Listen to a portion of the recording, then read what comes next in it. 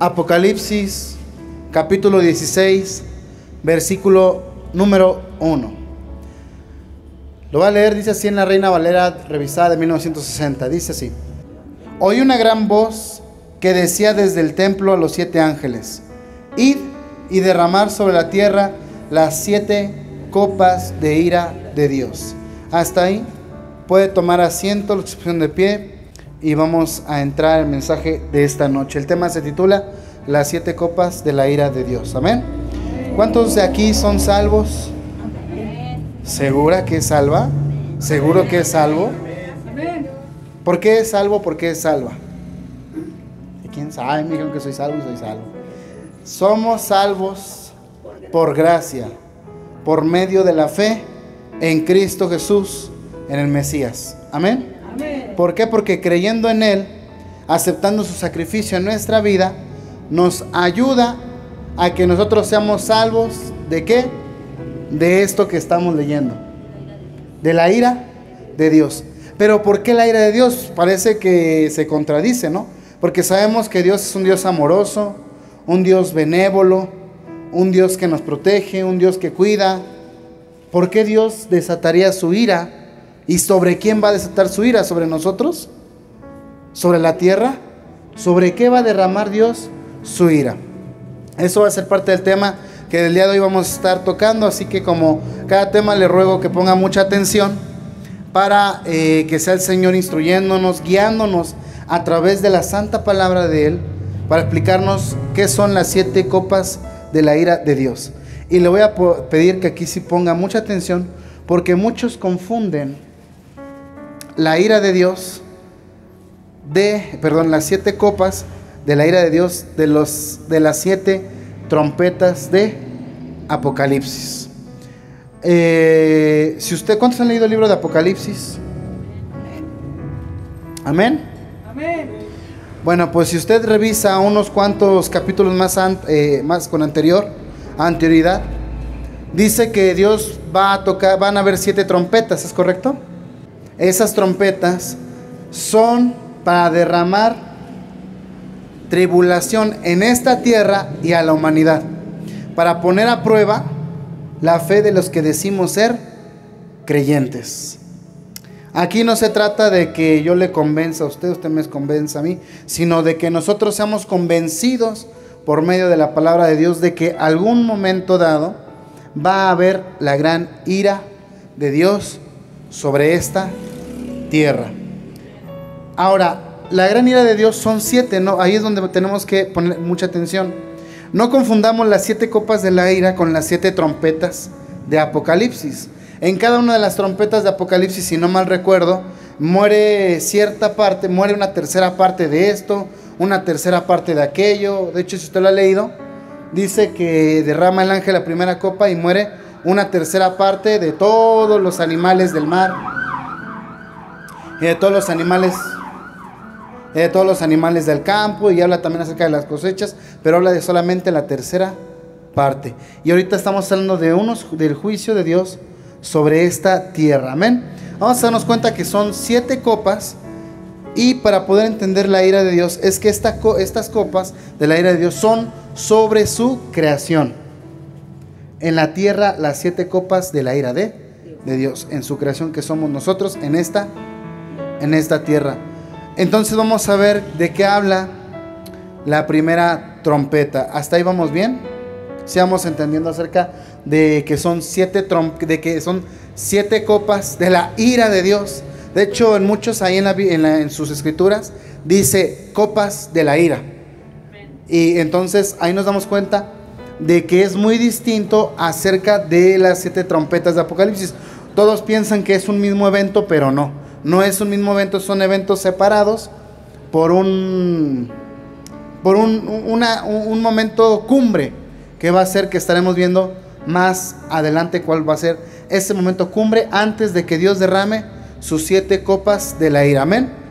Dice que el apóstol Juan, que es quien se presume escribió esta carta o este libro llamado Apocalipsis o Revelaciones, dice que entonces, después de tener varias visiones, que de repente oyó una voz del cielo, o una voz que decía desde el templo a los 7 ángeles, vayan y derramen sobre la tierra las 7 copas de la ira de Dios. Es decir, que es una orden. ¿De dónde sale? Del mero templo celestial. Para esto es necesario que podamos entender, meternos en el ámbito espiritual, meternos a lo que es un poco el estudio bíblico de la palabra, poder entender que cuando habla del templo, no está hablando del templo terrenal en Jerusalén, sino está hablando del templo de Dios que está arriba en los cielos. Desde ahí sale una orden y Dios le dice a 7 ángeles: necesito que ustedes 7 vayan y cada uno derrame una copa, y en cada copa va a ir un juicio de mi ira. 7 copas de la ira de Dios. Cada copa viene acompañada con una gran catástrofe. Versículo número 2. Entonces fue el primero y derramó su copa sobre la tierra. Hay que decir que ahí derrama su ira sobre la tierra. Y aquí es donde le pregunto, y probablemente ya sé lo que me va a responder la mayoría, y aquí es donde les voy a encargar, les voy a dejar tarea. ¿Por qué? Porque la tierra alguna vez habrá pecado en contra del Creador. Sí, no.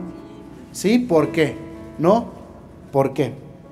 ¿Dónde dice que sí pecó y dónde dice que la tierra no pecó?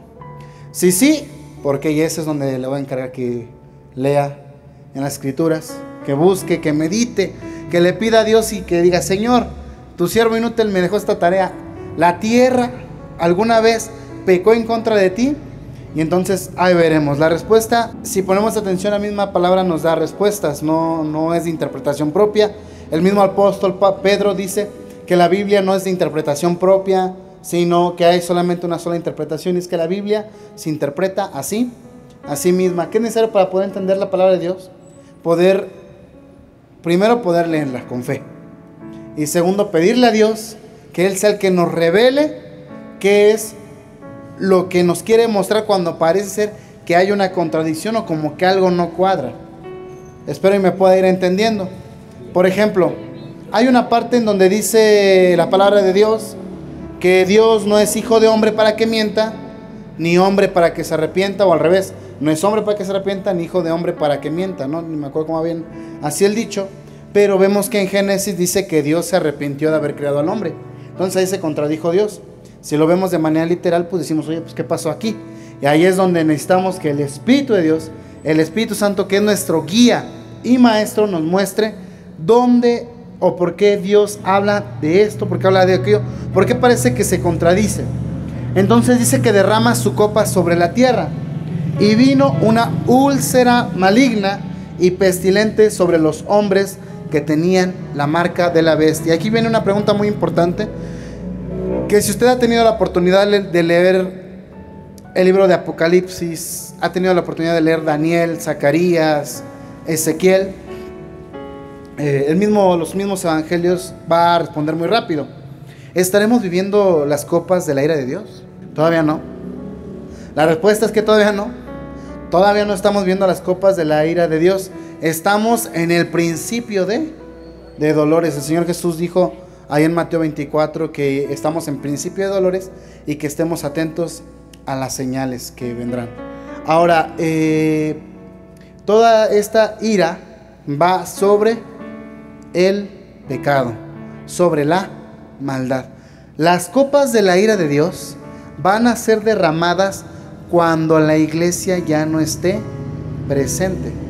¿Usted se ha escuchado acerca del arrebatamiento? ¿Del rapto? ¿Qué es el rapto? ¿Qué es el arrebatamiento? A ver, levanten la mano. ¿Quién sabe que vamos a ser raptados? Ok, los que no saben que vamos a ser raptados, les platico brevemente. Según la palabra del Señor, según la palabra, dice ahí en 1 Tesalonicenses, en el Evangelio de San Mateo, también dice ahí en 1 Corintios, que después de haber pasado pruebas y tribulaciones, cuando sea la segunda venida del Hijo del Hombre, la iglesia, o al menos los creyentes, todos los que somos sus seguidores, los que hayamos creído en Él, seremos arrebatados y llevados con Cristo en las nubes. Entonces, la ira de Dios va sobre el pecado, sobre la maldad, sobre el ser humano que nunca quiso, ni le importó, ni siquiera por un momento, adentrarse en las sendas y en los caminos perfectos del Señor. Así que aquí es donde tenemos que tener mucho cuidado. ¿Por qué? Porque aquí estamos hablando de un evento que va a pasar cuando la iglesia ya no esté presente. Un evento post arrebatamiento, después del arrebatamiento. Entonces, si nosotros creemos en el Señor Jesús y le obedecemos, lo seguimos, lo buscamos y pedimos su guía incondicionalmente, no viviremos esta parte. Pero entonces, si no la viviremos, ¿por qué la dejó el Señor escrito, no? ¿Por qué? Porque muchos de nosotros, ahí donde entra la doble moral o la hipocresía del ser humano, y más allá de eso, del cristiano o de la cristiana. ¿Por qué? Porque muchos decimos seguir al maestro, muchos decimos seguir al Señor, pero muchos de los que se congregan, muchos de los que dicen orar, muchos de los que predican, muchos de los que piensan que están haciendo lo correcto en cuanto a un servicio eclesiástico en la iglesia, ¿qué cree que va a pasar? No van a ser arrebatados. ¿Quién cree que los va a arrebatar? ¿Quién cree que nos va a arrebatar y que nos va a llevar con Él a su presencia? El Señor Jesús. Pero si en vez de seguir al Señor Jesús seguimos al hombre, seguimos a la organización, y aquí es donde vienen muchas preguntas. Le digo porque apenas lo vieron en las redes sociales. En las redes sociales ustedes saben que yo subo contenido cristiano, subo las predicaciones, enseñanzas, etcétera. Y me he encontrado que muchos dicen lo siguiente, dicen, pues es que en la iglesia no hacemos esto porque el pastor dice. Y viene la pregunta, ¿y dónde está en la Biblia? Un ejemplo muy claro. Apenas tuve la oportunidad de responder a una persona en internet acerca de lo del velo. Y dice, bueno, en mi iglesia el pastor dice pues que no debemos de usar velo. Así dijo. No le respondí porque la respuesta sería, ¿y en qué parte de la Biblia? ¿Cómo respaldas el argumento bíblico? Y la mayoría de nosotros alguna vez hemos cometido un error, porque yo también lo llegué a cometer cuando recién me convertí al Señor. No hacía esto, no hacía aquello. ¿Por qué? Porque el pastor nos los decía. Había hermanitas que no se maquillaban. ¿Por qué no te maquillas, hermana? Y hay a veces iglesias que impiden literalmente que no se maquillen, pero nada, o sea, no se pintan, ni siquiera brillo en los labios. ¿Por qué? Porque dice, es que el pastor nos dijo. Vamos a ver dónde está respaldado lo que dice el pastor a lo que está en las Sagradas Escrituras. Aquí el detalle está en que nosotros como seguidores de Cristo, yo se los pido bastante, todo lo que se nos predique, todo lo que se nos enseñe en cuanto a la palabra de Dios, tiene que estar respaldada por la palabra de Dios. Así como la hacían en las iglesias, me puede ser que en la iglesia de Tesalónica o Antioquía, no recuerdo muy bien, dice que el apóstol Pablo, los apóstoles iban, enseñaban a los congregantes, a los creyentes, y que los creyentes se la pasaban tiempo, horas, en el servicio, en la enseñanza, y que terminando el servicio iban a sus casas, y ¿sabe qué es lo que hacían? Se regresaban a sus hogares a escudriñar, a ver si lo que se les había predicado era verdad.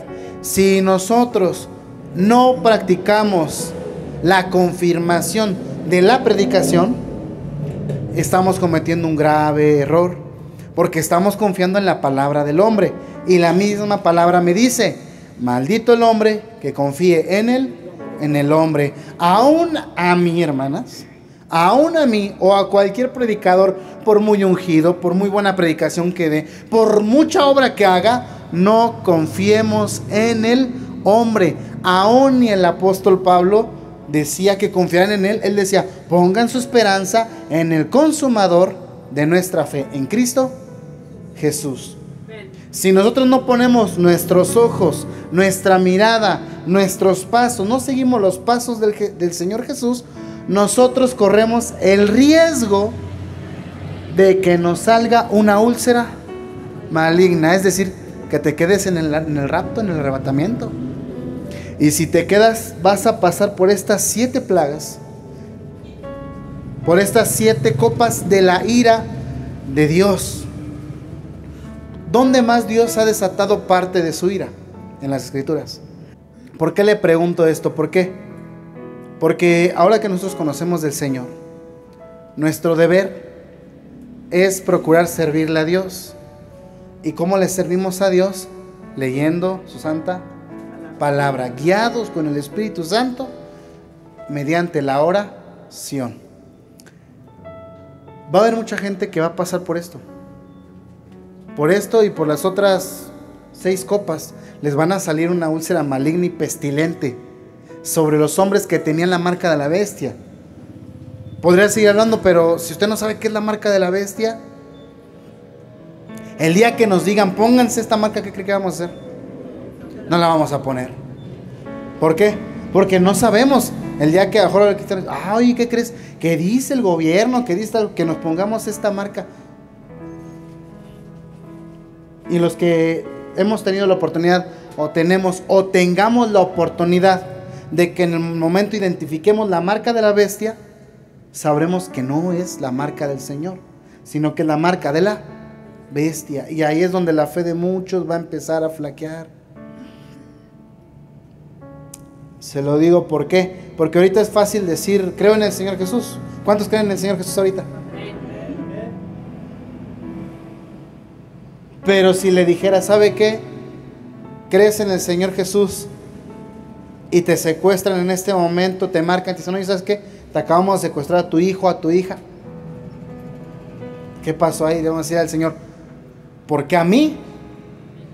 Ahí resulta que se nos va la fe.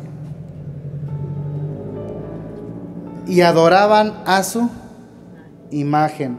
Y a lo mejor nosotros decimos, eso es bien fácil, ya no debemos adorar imágenes, ya no. Pero acuérdese que adorar imagen no es solamente el postrarnos ante una imagen, sino que hay muchos que tienen como idolatría o como un ídolo al mismo dinero.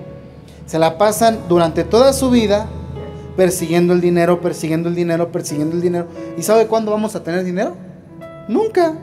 Porque el que tiene dinero quiere más. Y mientras más tiene, más gasta. Y entonces busca más. Porque nunca estamos conforme con lo que tenemos. Versículo número 3. La segunda trompeta, el segundo ángel derramó su copa sobre el mar.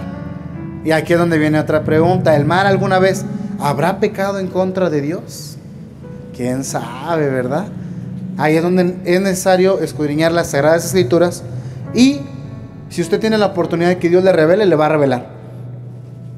Y si no, Dios le va a llevar a la respuesta correcta.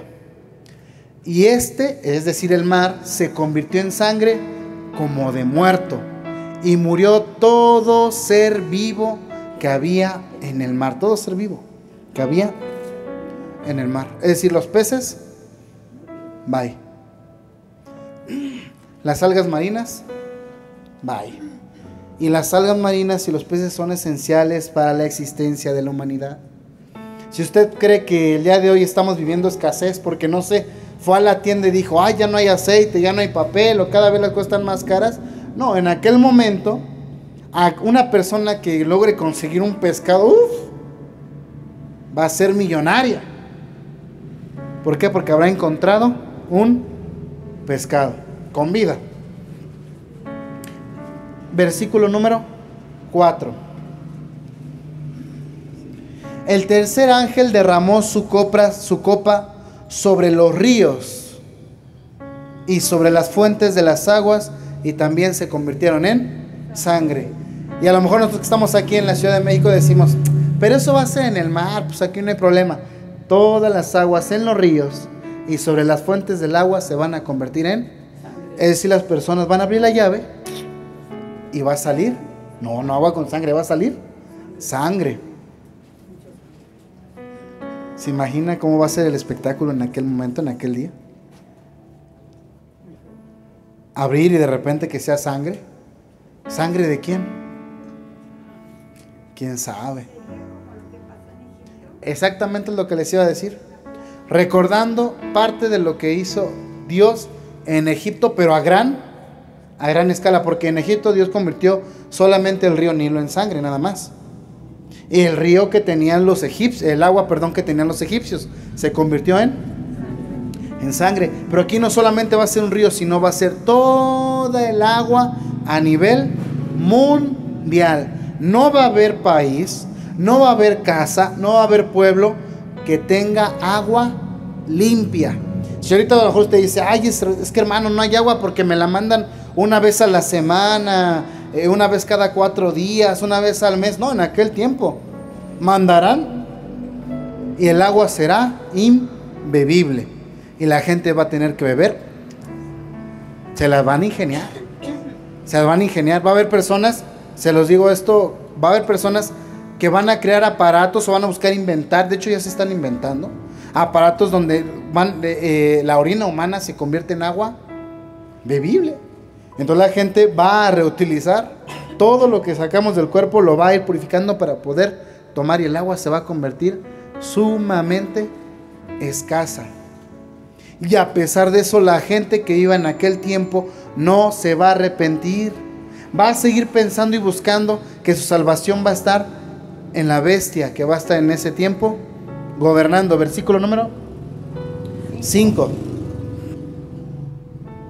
Y oí al ángel de las aguas que decía: justo eres tú, oh Señor, el que eres y el que eras, santo, porque has juzgado estas cosas. 6. Por cuanto derramaron la sangre de los santos y de los profetas, también tú les has dado a beber sangre, pues se lo merecen. Y a lo mejor decimos nosotros, no, pero ¿cómo vamos a derramar sangre? ¿De quién? De santos y de profetas. Simplemente nosotros mismos, si amamos al Señor Jesús, lo seguimos y le servimos con todo nuestro corazón y atendemos el llamado que Él tiene para nuestra vida. Hermanas, hermanos, las tribulaciones que tiene usted ahorita, porque ahorita, ¿cuáles son las tribulaciones? Ay, hermano, es que no tengo dinero. Ay, hermano, es que no sé cuál. No se van a comparar a las tribulaciones cuando uno sigue fielmente al Señor. Ay, cuando uno sigue fielmente al Señor no va a pensar en el dinero, va a pensar en preservar su vida. Y va a decir, híjoles, y si me matan, pues ya te mataron. ¿Por qué? Por predicar el evangelio. Simplemente estuve viendo apenas hace unos días que a un documental acerca de que en China se vio mucho falso predicador. Predicaban y después esos mismos predicadores se hacían ricos con el dinero del pueblo y después tomaban a las jovencitas y tenían intimidad con ellas, diciendo que Dios se lo había mandado. Y la gente decía, no, pues si es que el pastor me dijo. Y es que ahora ya lo veo porque pues, ¿por qué le hice caso? Es un hombre. Pero en el momento no lo ven, o sea, porque tienen la mirada puesta en el hombre, en el varón. Simplemente veamos hoy día. Yo no sé usted, pero antes, cuando estaba en la otra religión, cualquier cosa que pasaba, recuerdo que la gente era de, deja voy y le pregunto al padre, le pregunto al sacerdote, deja voy y le pregunto al cura. No íbamos a las escrituras, y muchos tenían la Biblia en su casa, sino íbamos directamente al padre, al cura, al sacerdote, y le decíamos, oiga padre, fíjese que esto, que el otro, y el padre ya decía, ah sí hijo, mira, rézate esto, haz aquello, y aunque no entendíamos por qué, pero hacíamos lo que decía el padre. No, lo que pasa es que necesitas ser padrino de alguna imagen, de algún estandarte aquí, de algo, ¿no? Y íbamos y lo hacíamos sin siquiera cuestionarnos nada. ¿Por qué? Porque obedecíamos fielmente al hombre. Y así pasa actualmente también, no solamente en la iglesia católica, sino también en la iglesia cristiana. Hay personas que fielmente obedecen lo que dice el pastor, lo cual no está mal, siempre y cuando lo que dice el pastor esté respaldado por la palabra de Dios y sea en beneficio de la comunidad de creyentes. Si nada más el único que sale beneficiado es el pastor, pues ¿qué cree? Pues ya estamos haciendo las cosas mal. Si yo les dijera, hermanitas, necesito una hermana que me apoye haciendo el quehacer de mi casa, es un ejemplo, y de repente una hermana levanta la mano, yo le quiero servir al siervo de Dios. Ah, bueno, usted vaya, es el quehacer de mi casa, pero no le doy nada. Pero usted se siente que va bendecida, que dice, yo le hice el aseo al siervo de Dios. Y aunque lo crean, o a lo mejor digan, esto es locura, se los digo con todo el corazón. Sí pasa. Yo conocí personas, hermanos, hermanas, que literalmente le decían, oiga hermana, ¿y usted se congrega? Sí, yo nada más voy los domingos. Yo le decía, ¿por qué entre semana no tienen cultos, servicios? No, sí, pero es que entre semana trabajo. Pues a lo mejor es entendible, ¿no? Se le complica. Y me dice, pero ¿sabes qué? Dios me bendice. Y yo no le entendí, ¿por qué? Pues es que yo le estoy pagando la renta de su departamento al pastor. Y uno cualquiera que lo escuche dice, bueno, pues a lo mejor una ayuda, gloria a Dios, ¿no? Yo le decía, y se me ocurrió preguntarle, ¿no? ¿Y cuánto es la renta del pastor de su departamento? Y me dice, no, pues son como cerca de 25,000 pesos al mes. Y yo, ¡hola! Y dije, no, pues imagine qué haríamos, ¿no? Si aquí a lo mejor yo sé que todos aquí tenemos necesidad, pero si alguno de los que estamos aquí tuviera la solvencia económica y me dijera, pastor, un departamento, yo le pago la renta, yo le diría, mejor en vez de eso, mejor metámoslo a la iglesia, juntamos para comprar un terreno para la iglesia, hacemos una iglesia donde haya más espacio para más gente. Y si no, pues entonces aquí hacemos y nos vamos a levantar una obra a Santa Cruz, ¿no? A Santa Cruz, y allá levantamos otra obra donde se predique el evangelio, porque hay necesidades. Y eso es muy, muy, muy común. ¿Qué va a pasar con aquellas personas? A lo mejor usted lo ha vivido, no lo ha vivido, lo ha sentido, pero yo le invito a que podamos respaldar todo lo que nos dicen en el púlpito leyendo las sagradas escrituras. Si usted le ha de dar algo a alguien, déselo al Señor y no enriquezca a nadie. Espero me entienda. Si usted siente en el corazón algún día darle a cualquiera de los hermanos que estamos aquí, además a mí mismo, algo, pero lo necesitamos, decimos, gloria a Dios, ¿no? Tampoco vamos a andar con orgullo diciendo, no, hermana, es que me da pena. No, si tenemos necesidad y Dios te está bendiciendo, acepta la bendición. Pero si es para enriquecerte, ¿a qué voy? Si el pastor ya tiene un par de tenis y le das otro par de tenis, o sea, tú dices, los par de tenis que tienes están buenos, y le das otro par de tenis, lo estás enriqueciendo. ¿Por qué? Porque le estás dando algo que ya tiene. Le estás dando algo que ya tiene. Y a mí muchas veces me han dicho, es que tú eres el pastor, tienes que vestirte bien, saco, corbata y todo eso. Y yo digo, bueno, a lo mejor pues tienen razón, la imagen desafortunadamente es muy importante, pero a mí me importa más la imagen del interior, me importa más cómo me ve el Señor a mí por dentro, porque de nada me sirve venir trajeado con mi saco, con mi corbata a cada servicio y que usted se lleve palabra muerta, palabra vacía, y que cada rato le esté repitiendo, hermanos, necesitamos esto, lo otro. No, Dios sabe lo que necesitamos, y si Dios sabe que lo necesitamos y es para su gloria, Él lo va a proveer. Él lo va a proveer. ¿No recuerdan acaso cuando el Señor multiplicó los panes? ¿Cuánto tenían los discípulos, los apóstoles? Tenían poco, y el Señor proveyó para todos. También aquí con poco el Señor puede multiplicarlo y hacer grandes cosas, grandes maravillas. Pero para eso se necesita corazones sinceros, que amen al Señor, que busquen al Señor en las sagradas escrituras. Muchas veces me han agarrado contra mía porque que me la paso, en vez de hablarle al pecado, que me la paso hablándole a los pastores o a las personas que sirven. Digo, es que al final de cuentas yo le estoy hablando nuestra tirada no es darle a nadie, sino pegarle al pecado que habita en la persona. ¿Por qué? Porque nuestra lucha no es con carne ni sangre. Yo no tengo nada en contra de nadie, ni quiero tenerlo. Pero si la persona vive en el pecado, imagine que Juan el Bautista hubiera dicho, ay, no, es que son los fariseos, ay, ellos no, porque ellos sirven a Dios. ¿Dónde le hubiera preparado el camino al Señor? ¿Qué les decía Juan el Bautista a los fariseos? Generación de víboras. Oiga, que alguien le diga así, ¿qué le decían? Ese está loco, endemoniado anda. Pero no sabían que estaban hablando con aquel que iba a la voz que iba a clamar en el desierto. Versículo número 7, perdón.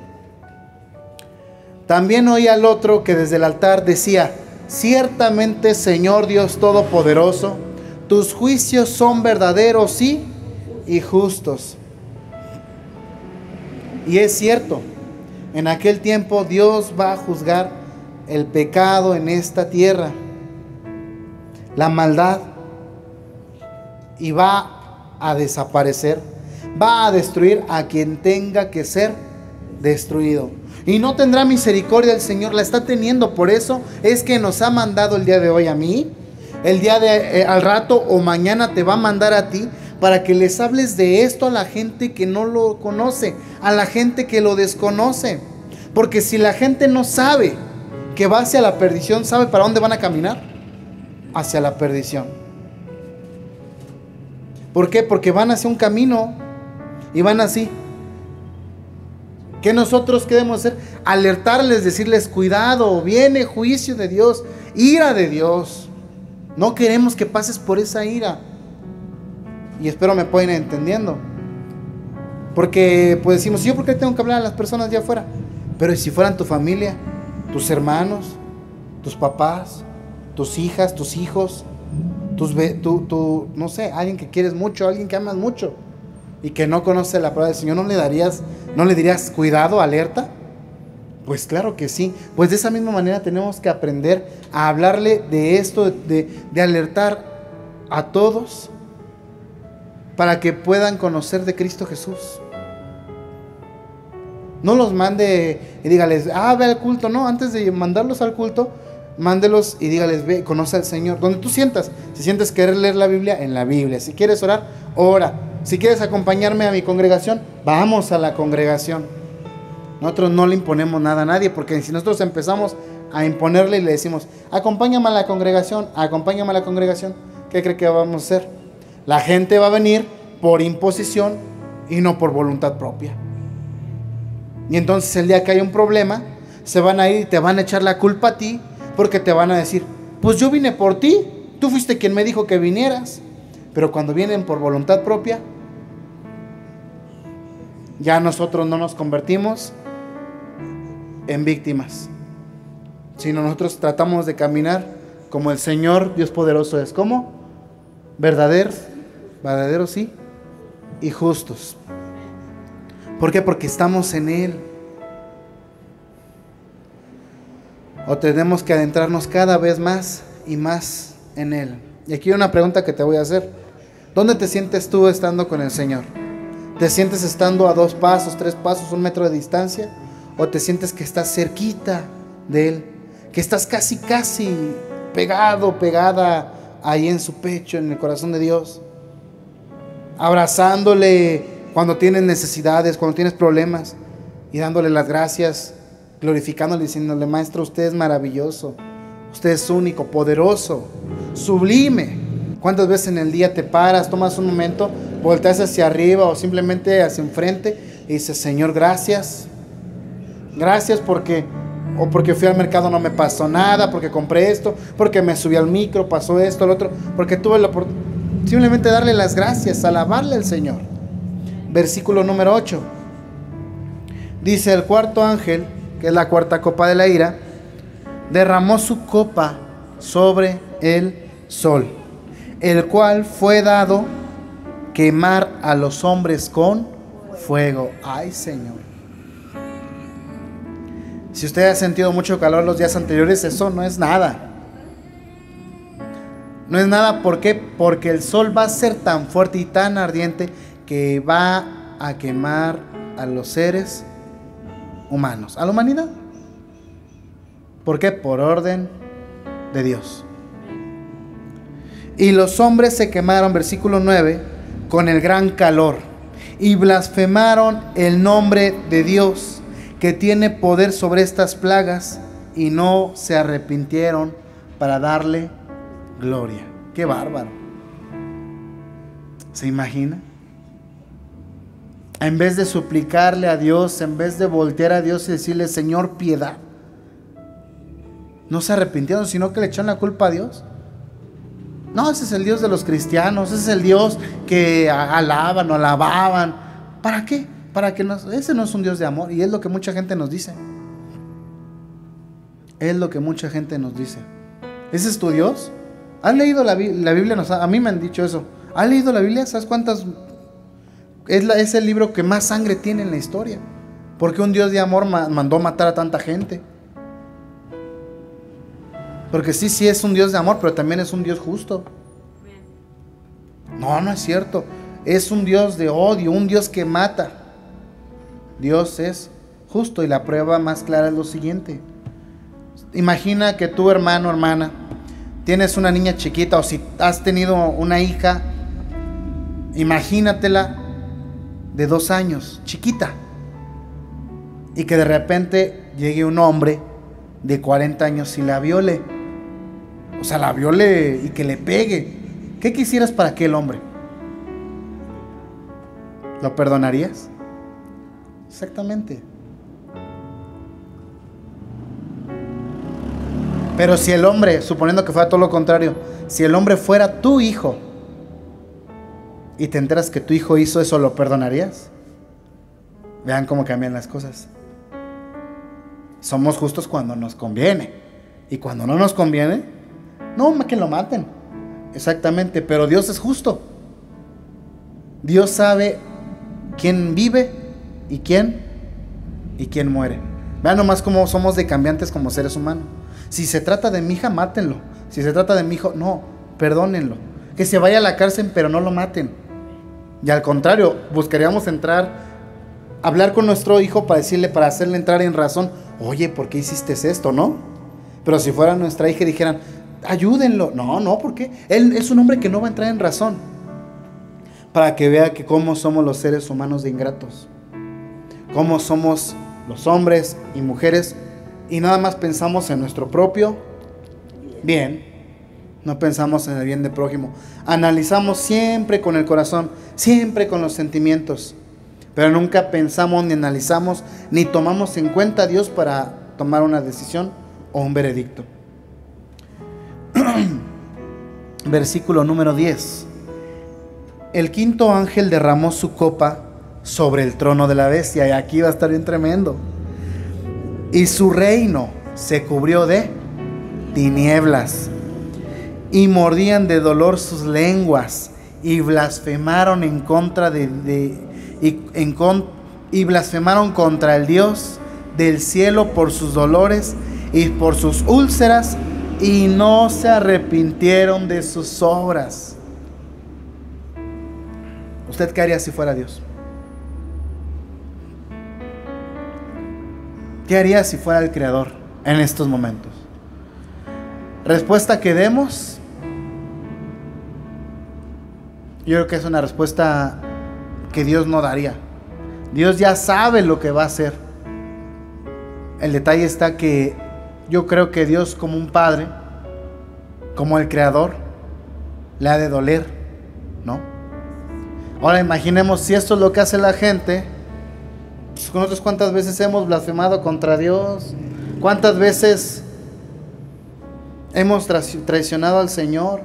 ¿Cuántas veces no lo tomamos en cuenta a Él? Y aquí sí decimos, no, qué bueno, ojalá y Dios, yo no los perdonaría. Pero nosotros que estamos de este lado, decimos, Señor, perdóname, ten misericordia, ten piedad. Nosotros lo que queremos es crear conciencia en la humanidad, en los creyentes y en los no creyentes. ¿Para qué? Para que, sabiendo que esto va a ser parte de la ira de Dios, que menos gente sufra por la ira de Dios. Yo no sé si tú tienes hijos, hijas, pero si los tienes y ellos tienen hijos o hijas, probablemente sea la generación, no digo que sea, no, porque si me pongo a decir eso soy un falso profeta, porque pues nadie sabe el tiempo ni la hora, pero ¿cómo sabes que a lo mejor ellos van a vivir esto? Y tus hijos, tus nietos, tus bisnietos son los que van a tener úlceras, son los que se van a morder las lenguas, pero como son de nuestra sangre, pues no hay ahí sí le pedimos al Señor piedad y misericordia. 12. El sexto ángel derramó su copa, sobre el gran río Éufrates, y el agua de este río se secó para que estuviese preparado el camino a los reyes del oriente. Y de ahí nos vamos a brincar hasta el versículo número 17, porque después de esto viene la batalla de Armagedón. Antes de la última copa de la ira viene la batalla del Armagedón, que más adelante podríamos hablar de la batalla del Armagedón. Versículo 17. El séptimo ángel derramó su copa por el aire, y salió una gran voz del templo del trono diciendo: hecho está. Ya se acabó. Entonces hubo relámpagos y voces y truenos y un gran temblor de tierra, un terremoto tan grande cual no lo hubo jamás desde que los hombres han estado sobre la tierra. Y la gran ciudad fue dividida en 3 partes, y las ciudades de las naciones cayeron, y la gran Babilonia vino en memoria delante de Dios para darle el cáliz del vino del ardor de su ira. Y toda isla huyó, y los montes no fueron hallados. Versículo 21. Y cayó del cielo sobre los hombres un enorme granizo como del peso de un talento, y los hombres blasfemaron contra Dios por la plaga del granizo, porque su plaga fue sobremanera grande. Parte de la ira de Dios nuevamente va a recaer y va a caer sobre el pecado. Si nosotros seguimos viviendo para el pecado, le alerto, si vivimos para el pecado, somos blanco o nuestro destino va a ser todo esto. Pero si le servimos a Dios, amamos a Dios, sirvámosle con todo corazón, que valga la pena cada minuto del día. De nada sirve que usted venga todo el día a la iglesia y se la pase orando, si tiene en contra algo contra el vecino, si ya se peleó contra el hermano, contra la hermana, si tiene algo, de nada sirve. El mismo Señor Jesús lo dice antes de venir al altar. Y recuerdas que tu hermano tiene algo en contra de ti, tu hermano tiene algo en contra de ti, porque nosotros podemos decir: no tengo yo en contra nada de nadie, pero alguien puede tener algo en contra de ti. Deja tu ofrenda en el altar, ve y reconcíliate con tu hermano. Después de reconciliarte, ya regresas. Es algo bien tremendo que muy pocos logramos a veces convivir. A veces los matrimonios van a la iglesia peleados. Uno se enoja y va a la iglesia pensando que en la iglesia vas a encontrar paz. Ay, es que voy de malas, el día de hoy estuvo mal. No, antes de llegar a la iglesia, o sea, sí, el Señor te va a dar paz. Vas a sentir que vienes cargado, cansado, cargada, cansada, pero antes de eso, arréglate con la persona que tienes que arreglarte, y el acceso a la presencia de Dios va a ser más fácil, va a ser más sencillo. Mucha gente necesita que el pastor llegue y le diga: recibe, y le hacen así y ya empiezan a sentir la presencia del Señor. ¿Se imagina qué dilema? Que Dios necesitara de un hombre para que tú sientas la presencia de Dios. ¿Qué diríamos de Dios? Necesita ayuda. Necesita ayuda. Porque a fuerza necesitamos que nos toquen, que oren por nosotros para sentir la presencia de Dios. Pero mi Dios es poderoso. Él necesita que tú le busques de todo corazón, te pongas a cuentas con Él. Hermano, es que yo no me siento que tenga nada en contra de Dios, yo me siento a cuentas con Él. No, o sea, aún yo mismo necesito ponerme a cuentas con Dios, porque hay veces en las que peco en contra de Dios y ni cuenta me doy. Y eso que procuro leer las Sagradas Escrituras, y eso que procuro orar, y eso que usted no se imagina. Ahí está mi esposita de testigo. Usted no se imagina las horas que invierto leyendo, orando, preparando una alabanza. Y aún así, a pesar de eso, no me siento mejor ni superior a los que aquí estamos. Sé que necesito ponerme a cuentas con el Rey. Si no se pone usted a cuentas con Dios diariamente, al despertar y antes de dormir, usted va a venir a decir: pastor, ore por mí, sáneme, ayúdeme para que Dios me sane. Y uno lo hace, uno viene y ora por las personas, y se lo digo de todo corazón, oramos con mucho amor. Pero si usted no está a cuentas con Dios, me va a tener como loco gritando 4 horas y se va a ir y va a seguir con la enfermedad, va a seguir con la necesidad, y va a decir: no, el pastor no es hombre de Dios porque oró por mí y no me siento diferente. Es que no necesitas que un hombre ore por ti para sentir la presencia de Dios. Lo que necesitas es ponerte a cuentas con Él todos los días, buscarle de todo corazón, y verás que su propia presencia te va a acompañar en todo momento, en todo lugar, y no tendrás miedo de nada. Podrás caminar con seguridad de que Dios está contigo. Podrás tomar las decisiones, y en vez de tomarlas y decir: ay, le voy a preguntar a mi esposo, le voy a preguntar a mi papá, a mi mamá, le voy a preguntar a mis hijos, antes de preguntarle a ellos, antes de preguntarle al pastor, le vas a preguntar a Dios. Dios mío, Creador, Padre, Eterno Dios, como tú lo llames, pero que te puedas identificar con Él. ¿Te complace que haga yo esto? Después de pedir consejo de Dios, ahora sí, te vas, hasta el semblante del rostro cambia. ¿Por qué? Porque estás en la presencia de Dios. ¿O a poco creen que Dios ha cambiado? Dios no cambia. Porque el Dios de Moisés hacía que su presencia hiciera que su rostro resplandeciera. ¿Y por qué con nosotros no puede? ¿Mi Dios no puede hacerlo? Porque una de dos: o está fallando Él, o estamos fallando nosotros. Es obviamente que los que fallamos somos nosotros. ¿Cuál es entonces lo que les vengo a decir? Nuevamente, poder decirle: vamos juntos, apoyémonos los unos a los otros para adentrarnos a la presencia de Dios, para buscar de Él en las Escrituras. Porque, vuelvo a repetirle, de nada me sirve que yo venga a cada servicio y le diga: lean las Escrituras, hermana, lean las Escrituras, hermano, ore. Si usted no ora, no lee. Si les digo: hermanas, vamos a hacer esto o lo otro, y no lo hacemos, cualquiera que diga: no, pues esa obra ni es de Dios, ni es de Dios, porque no crece, no hay servidores, ni hay grupo de alabanza, esa obra no es de Dios. O sea que Dios no pudo sustentar una obra.